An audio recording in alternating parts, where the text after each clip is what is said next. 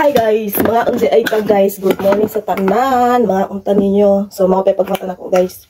Gutom kayo guys. Na alas 10 na guys. Nakaset na siya guys. John Torre. Isang na niyo ayam. Mga ulay ta ninyo guys. Gutom kaayo.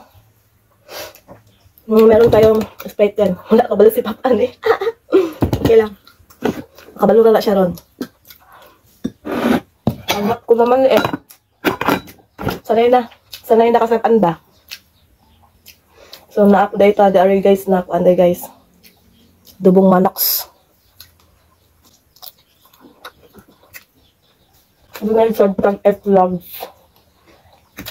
F-vlog na sa manok na isa dili itlog sa kwan ha.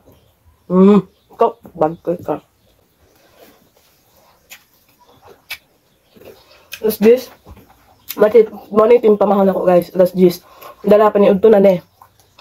Shout out sa mga yun anisad. Ano yung ako guys, timok naman eh. Timok na dyan eh guys. Timok pak, ganun. Ito nakaplagya ka lang ako. Lamit lang eh, pag naibulad. Bulad talit ko lamit guys.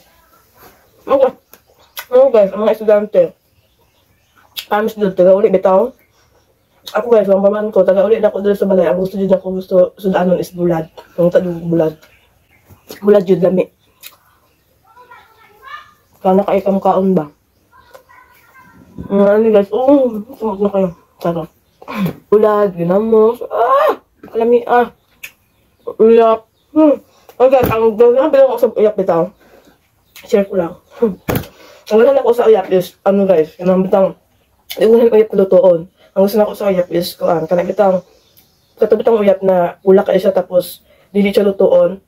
Butangan lang siya mga suka, mga lamas tanan, everything. Butangan lang mo siya mga lamas tanan. Okay guys, din kayong daghan, kayong sili. Okay kayo. Mahilong lagi ka.